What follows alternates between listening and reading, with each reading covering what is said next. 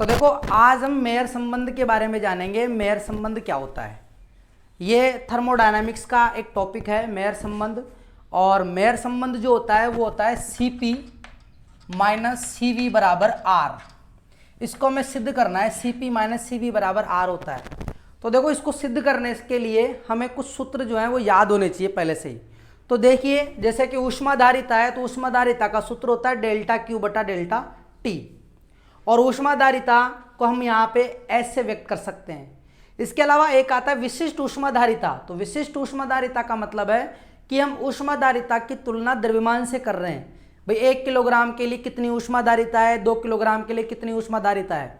तो विशिष्ट ऊष्माधारिता का जो सूत्र होता है वो होता है ऊष्माधारिता बटा द्रव्यमान। अगर ये सूत्र लिखे हुए हैं तो आप इनके मात्रक भी लिख सकते हो। ऊष्मा का मात्रक होता है जूल और तापमान का मात्रक होता है केल्विन। तो उसके आधार पर ऊष्माधारिता का जो मात्रक होगा वो क्या होगा, जूल बटा केल्विन। और इसी के आधार पर आप विशिष्ट ऊष्माधारिता का भी मात्रक लिख सकते हो। अब बात आती है Cp क्या होता है। Cp मैं आपको समझा दूं, यहाँ पे जो P है वो प्रेशर को व्यक्त करता है। P मतलब होता है प्रेशर, और प्रेशर को अपन हिंदी में कहते हैं दाब। तो दाब यानी Cp। Cv V क्या है यहाँ पे, वॉल्यूम। वॉल्यूम को हिंदी में कहते हैं आयतन, यानी आयतन। तो ये जो सूत्र लिखे हुए हैं यहाँ पे लिखा हुआ P स्थिर, यानी स्थिर दाब पर, स्थिर दाब पर विशिष्ट ऊष्माधारिता का सूत्र क्या होगा। ये जो सूत्र है Cp, ये है स्थिर दाब पर विशिष्ट ऊष्माधारिता का सूत्र। तो स्थिर दाब पर विशिष्ट ऊष्माधारिता का सूत्र होता है 1/m डेल्टा क्यू बटा डेल्टा टी। ब्रैकेट बंद करके अपन यहाँ पे क्या लिखेंगे, P क्या है यहाँ पे, स्थिर यानी कांस्टेंट। इसी प्रकार स्थिर आयतन पर ऊष्माधारिता का सूत्र क्या होगा, तो स्थिर आयतन पर होगा 1/m डेल्टा क्यू बटा डेल्टा टी और V बराबर स्थिर। तो ये तो सूत्र हो गया स्थिर दाब पर, और ये हो गया स्थिर आयतन पर। अब बात आती है कि अगर हम द्रव्यमान की जगह अगर हम किसी गैस के मोलों की संख्या की बात करें, किसकी बात करें, मोलों की, तो क्या सूत्र होगा। तो सूत्र होता है स्थिर दाब पर मोलर ऊष्माधारिता।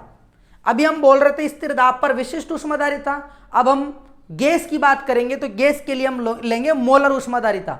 तो मोलर ऊष्माधारिता में आपको केवल क्या करना है, द्रव्यमान की जगह म्यू लिखना है। क्या लिखना है, m की जगह क्या लिखना है, म्यू। म्यू जो है यहाँ पे, म्यू यहाँ पे जो म्यू है वो मोलों की संख्या है। म्यू क्या है यहाँ पे, मोलों की संख्या, क्योंकि मोल की बात करेंगे तो मोलों की संख्या आएगी। तो Cp बराबर होगा 1/μ डेल्टा क्यू बटा डेल्टा टी, और ब्रैकेट बंद करके क्या लिखोगे आप, P बराबर स्थिर। इसका मतलब स्थिर दाब है, स्थिर दाब पर मोलर ऊष्माधारिता। फिर बात आती है स्थिर आयतन पर, किस पर, स्थिर आयतन पर। तो स्थिर आयतन पर मोलर ऊष्माधारिता होगी 1/μ dq बटा डेल्टा टी, और ब्रैकेट में बाहर क्या लिखेंगे, V बराबर स्थिर। लेकिन जब हम डेरिवेशन हल करते हैं तब हम हिंदी में अगर एक बार लिख दिए स्थिर आयतन पर, तो आपको ये लिखने की जरूरत नहीं पड़ेगी। तो ये दोनों सूत्र हमारे बहुत काम आने वाले हैं, Cp और Cv। ये दोनों सूत्र Cp और Cv। Cp स्थिर दाब पर विशिष्ट, स्थिर दाब पर मोलर ऊष्माधारिता, और Cv स्थिर आयतन पर मोलर ऊष्माधारिता। ये सूत्र आपको याद रहने चाहिए। इसके अलावा हमारे एक सूत्र और काम आएगा, वो आएगा आदर्श गैस समीकरण का। किसका, आदर्श गैस समीकरण। आदर्श गैस समीकरण होती है PV बराबर म्यू आर टी। याद होगा आप लोगों को, PV बराबर म्यू आर टी। तो आदर्श गैस समीकरण, क्योंकि मेयर ने क्या किया, मेयर ने जो कंटेनर, जो पात्र लिया, उसके अंदर गैस जो भरी, उसको आदर्श गैस की कल्पना करी उसने। आदर्श गैस की कल्पना करके और ये बोला कि ये स्थिर दाब और स्थिर आयतन पर हो रही है, सारी जो घटना हो रही है वो किस पर हो रही है, स्थिर दाब पर और स्थिर आयतन पर। तो ये शर्त आपको याद करनी है मेयर संबंध में, आदर्श गैस समीकरण, स्थिर दाब और स्थिर आयतन। अगर ये याद है तो इसका मतलब आपका डेरिवेशन बिल्कुल पूरा सही होने वाला है। तो ये सूत्र अगर आपको याद है, इसके आधार पर अपन मेयर संबंध की बात करते हैं। अब मेयर ने क्या किया, मेयर ने क्या किया, माना म्यू मोल गैस, कितनी, म्यू मोल गैस, यानी गैस की मात्रा कितनी ले ली उसने, म्यू मोल गैस।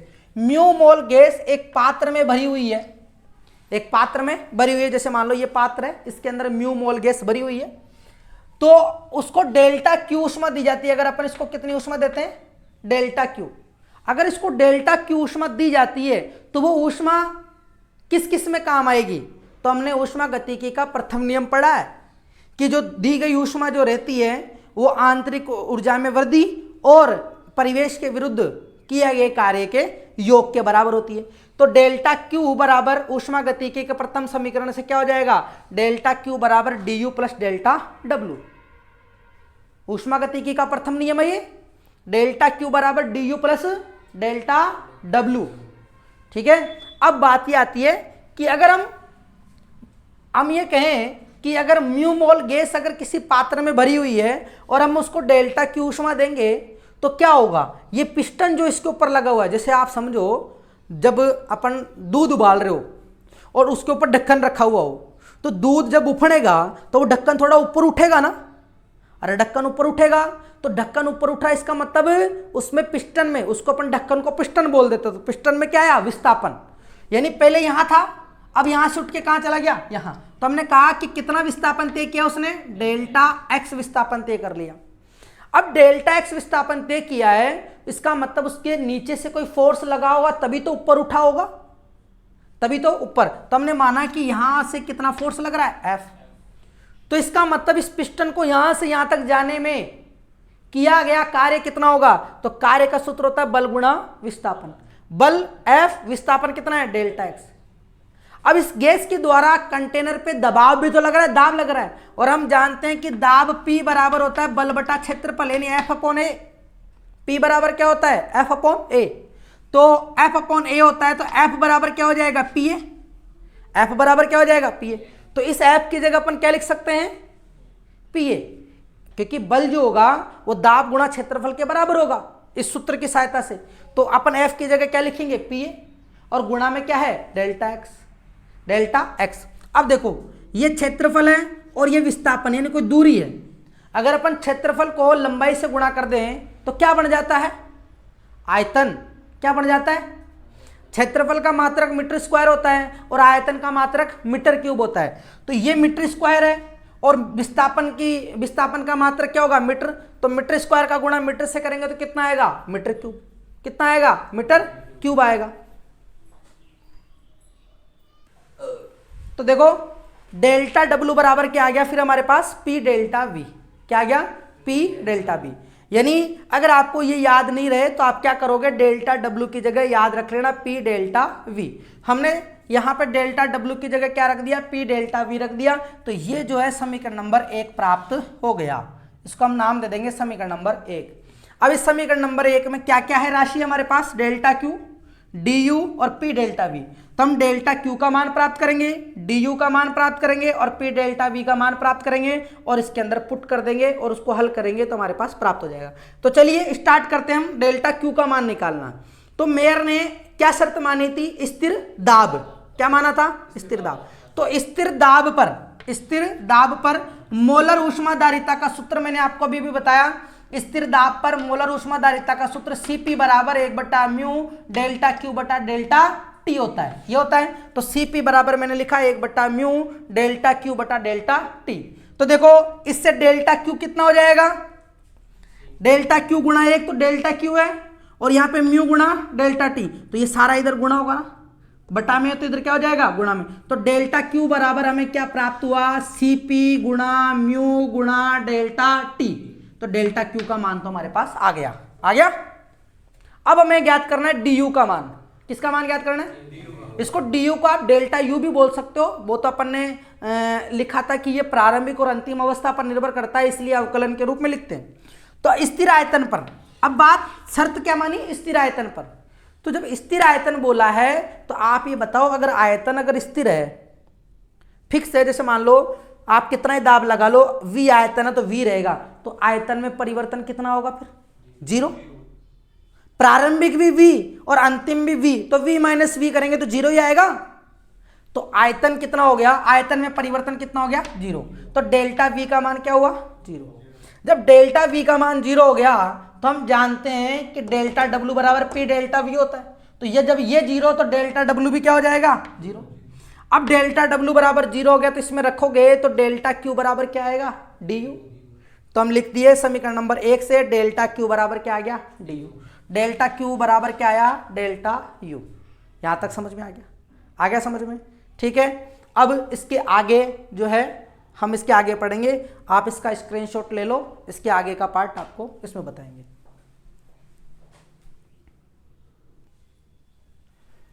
तो समीकरण नंबर 1 से हमें डेल्टा क्यू बराबर डी यू प्राप्त हो गया, हो गया। अब हम जो है स्थिर आयतन की बात करेंगे, और स्थिर आयतन पर मोलर ऊष्माधारिता का सूत्र जो होता है वो होता है CV बराबर 1/म्यू डेल्टा क्यू बटा डेल्टा टी। और समीकरण नंबर 1 से हमने प्राप्त किया डेल्टा क्यू बराबर डी यू होता है, तो हम क्या डेल्टा क्यू की जगह डी यू लिख सकते हैं? क्या लिख सकते हैं? तो डेल्टा क्यू की जगह क्या लिखेंगे? डी यू लिखेंगे। तो CV बराबर होगा 1/म्यू डी यू बटा डी टी। डी टी बोल दो या डेल्टा टी बोल दो, एक ही बात रहेगी अभी यहां तक। तो यहां से हम डी यू का मान प्राप्त करेंगे, तो डी यू बराबर क्या हो जाएगा? म्यू डेल्टा टी का इधर गुणा हो जाएगा, तो CV म्यू डेल्टा टी। इसको समीकरण नंबर 3 नाम दे देंगे। ये हो गया हमारा समीकरण नंबर 3। अब इसके बाद में हमें प्राप्त करना है P डेल्टा V का मान। तो इसके लिए मेयर ने क्या किया? आदर्श गैस समीकरण का उपयोग किया। और आदर्श गैस समीकरण क्या होती है? PV बराबर म्यू आर टी। PV बराबर म्यू आर टी। यहां पे जो R है ना, R, ये आदर्श गैस नियतांक होता है, ये भी कांस्टेंट है, और म्यू तो मोलों की संख्या तो वैसे ही कांस्टेंट होती है।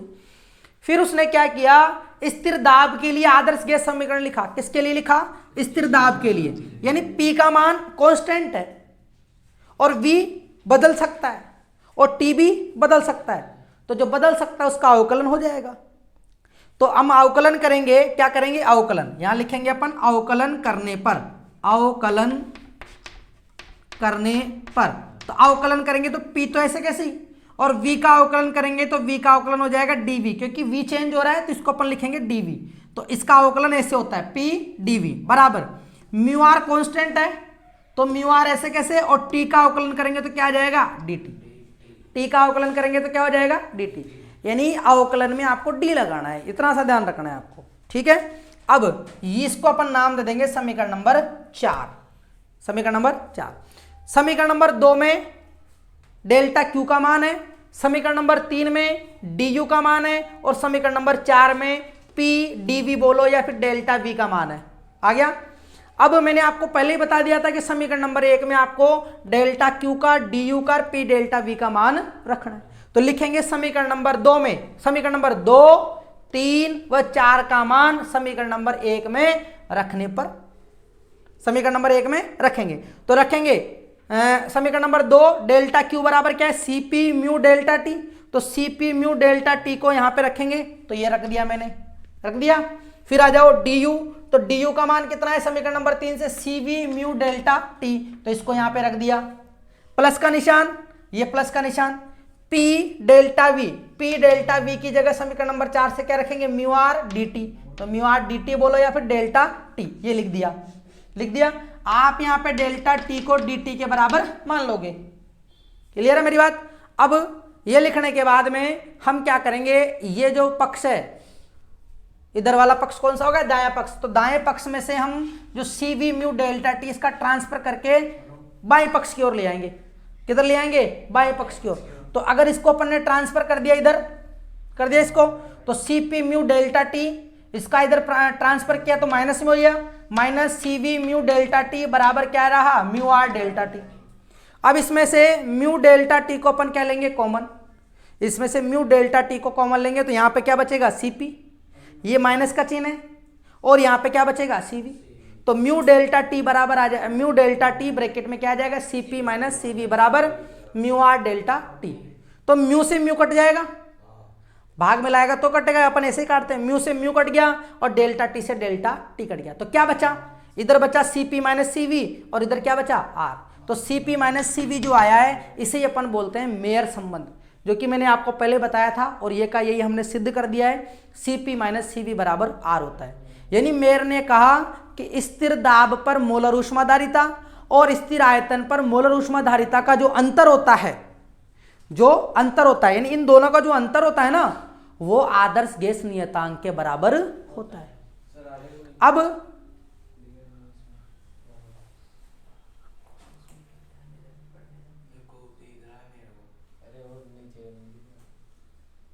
सही है, तो Cp माइनस Cv बराबर R। तो देखो मेयर संबंध आपसे अगर वस्तुनिष्ठ प्रश्न बनते हैं एमसीक्यू वाले ऑब्जेक्टिव टाइप के, तो आपसे कह देगा निम्न में से मेयर संबंध है, आपसे पूछ, मान लो ये पूछ ले, यहां पे बता देता हूं मैं आपको। तो मेयर संबंध जो है वो पता है क्या हो जाएगा, एक और Cp, अगर आप जो है Cv को इधर ले जाओ, या फिर आप ये कह दो कि माइनस के Cv को आप इधर ले जाओगे, तो Cp बराबर क्या हो जाएगा, R प्लस Cv। तो भैया ये भी मेयर संबंध है, ये भी मेयर संबंध है। और अगर ऐसा लिखा हुआ रहे, क्या लिखा हुआ रहे कि Cv को आपने इधर ले लिया तो Cp माइनस R, तो Cp माइनस R जो होगा वो Cv के बराबर होगा, तो ये भी क्या है, मेयर संबंध है। क्या ये मेयर संबंध है? तो ठीक है, तो ये हो गया आपका मेयर संबंध, Cp माइनस Cv बराबर R जो है, इसको अपन क्या बोलेंगे, मेयर संबंध। और Cp बराबर ये हो गया R प्लस Cv, या फिर Cv प्लस R बोल सकते हो। तो ये तीनों मेयर संबंध है, तीनों क्या है, मेयर संबंध है। तो ऑब्जेक्टिव टाइप में पूछ ले कि निम्न में से मेयर संबंध कौन सा है, तो हड़बड़ी में गलती मत कर देना, पहले ये वाला सूत्र लिखना, फिर पक्षांतरण करके देखना कि कौन सा सही है। कई बच्चे क्या रटा हुआ रहते हैं, तो ये नहीं दिखता तो बाकी ऑप्शन को भी गलत मान लेते हैं, तो ये गलती आप मत करना, ठीक है। तो ये हो गया मेयर संबंध। तो लगा और वीडियो को लाइक करना। थैंक यू, जय हिंद, जय भारत।